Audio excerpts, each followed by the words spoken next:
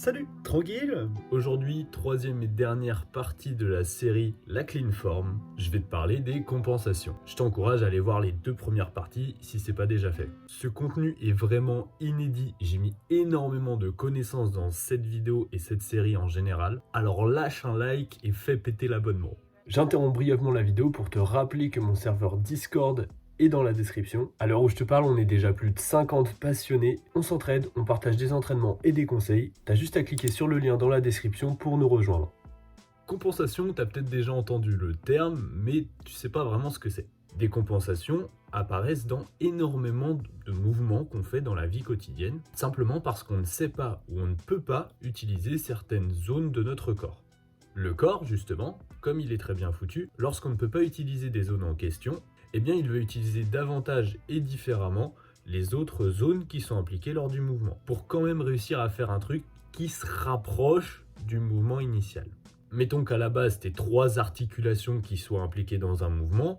S'il y en a une sur laquelle tu as une douleur ou que tu sais juste pas l'utiliser, eh ben tu te retrouves plus qu'avec 2 articulations pour effectuer ton mouvement. Donc ton mouvement collera pas parfaitement à ce que tu voulais faire et tu seras pas aussi efficient qu'en temps normal, étant donné que la tension sera répartie que sur 2 articulations.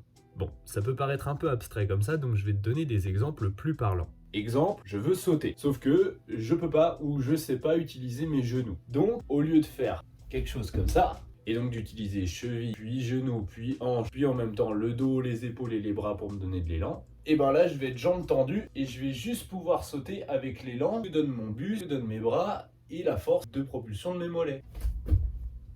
Conclusion, j'ai sauté vachement moins haut, j'ai eu beaucoup plus de difficultés à amortir ma chute et j'avais juste l'air d'un débile complet.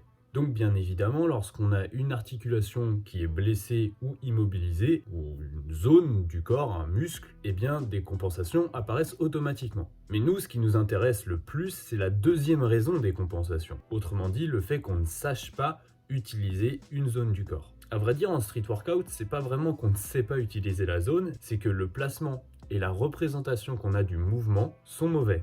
Ça, j'en ai énormément parlé dans la partie 2 avec l'intention qui est responsable directement de ton placement. Tu te souviens, si tu es confiant, tu es plutôt redressé avec les épaules basses, et si en revanche tu as peur et tu es anxieux vis-à-vis d'un mouvement, tu vas avoir tendance à te voûter, à élever les épaules, bref, tu auras une position pourrie. Donc justement, je vais te donner un exemple plus parlant pour ce qui est du street. Selon moi, le plus facile à comprendre, c'est le handstand. En handstand, plus ton corps est aligné, donc plus poignets, coudes, épaules, bassin et chevilles sont alignés dans un même axe, plus tu es économe en force. De la même manière que lorsque tu te tiens debout, plus ces articulations sont alignées, plus tu es économe. Donc la personne qui se tient bien droit debout, elle est plus économe en énergie que la personne qui se tient toute voûtée.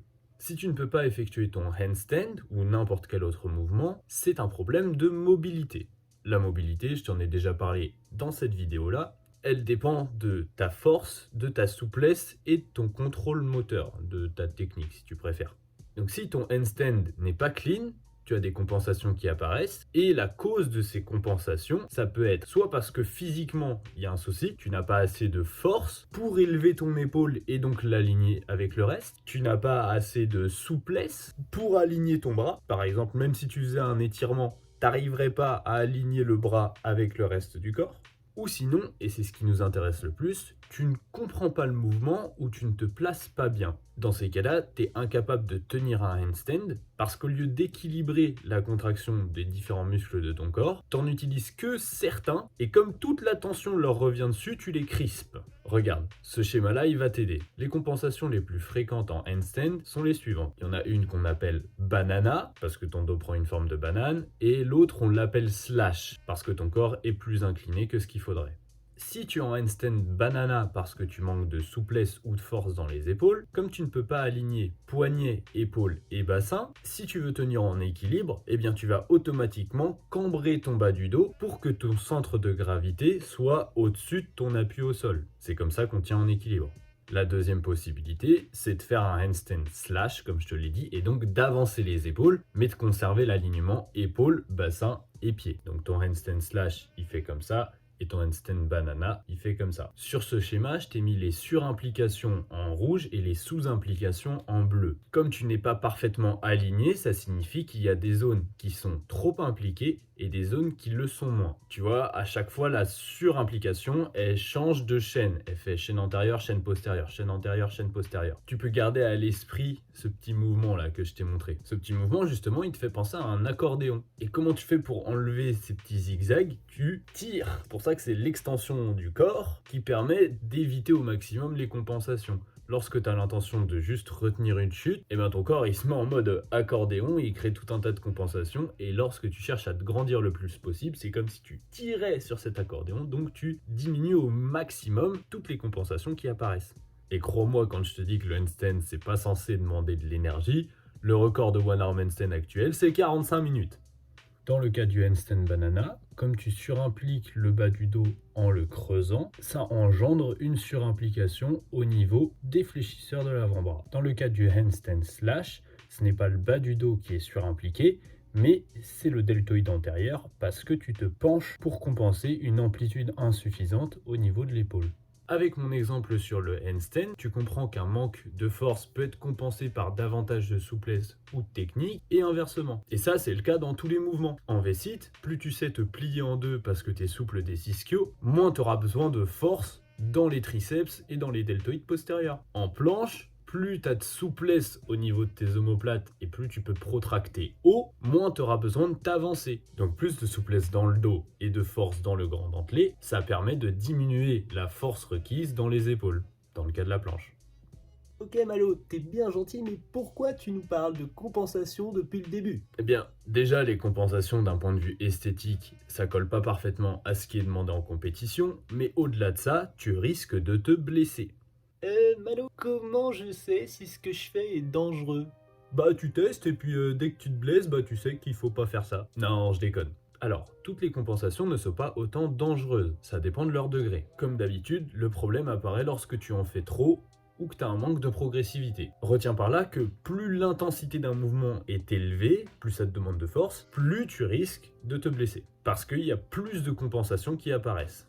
Donc pour éviter que tes compensations soient dangereuses, lorsque tu t'attaques à un mouvement qui est nouveau, commence très progressivement, évite de forcer là où les premières semaines où tu t'y adonnes, et ne saute pas les étapes en t'acharnant sur la full planche alors qu'une straddle ou une advanced tuck c'est déjà trop dur. Oui, tu peux la lancer une fois pour rigoler si tu veux, ça suffira peut-être pas à te blesser. Mais si tu la spammes 15-20 fois par séance, oui, là tu risques de te blesser. Donc personnellement, je fais une distinction entre une forme dégradée et une bad form. La forme dégradée, elle n'est pas forcément esthétique, mais comme il y a relativement peu de compensation, elle n'est pas dangereuse. Et la bad form, quant à elle, elle est dangereuse parce qu'il y a beaucoup de compensation et surtout que l'intention sous-jacente n'est pas la bonne. Donc une dégradation et des compensations, oui, mais la mauvaise intention, non. Mais pourquoi l'intention elle est si importante? Comme je te l'ai dit dans ma précédente vidéo, tu places et utilises ton corps de manière à retenir une chute. Ainsi, tu substitues l'activation de certains muscles par la compression de certaines articulations, et c'est ça qu'il faut éviter.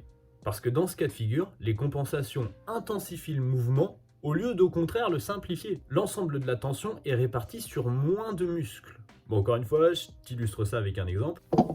Lorsque tu es en planche et que ton grip est cassé, tu perds de la hauteur, donc automatiquement tu dois plus t'avancer. Et comme je te l'ai dit dans ma vidéo sur la loi de Sherrington, au lieu d'utiliser la force de ton avant-bras, de ton biceps et de ton épaule, et bien là tu n'utilises plus que ton biceps et ton épaule comme si tu étais au sol.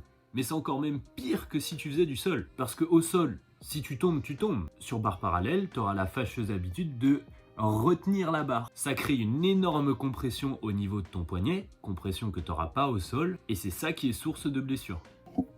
En soi, tu me diras, faire des planches au sol, c'est pas dangereux étant donné qu'il y a des personnes qui le font. Oui, mais la majorité des personnes qui font l'erreur au niveau du grip, parce qu'elles gardent pas le poignet dans l'alignement, eh bien c'est des débutants dans la figure. Ils ont pas du tout les prérequis pour tenir une planche au sol. Et crois-moi, je l'ai fait aussi cette erreur, et ça m'a coûté 2 mois d'arrêt de planche total.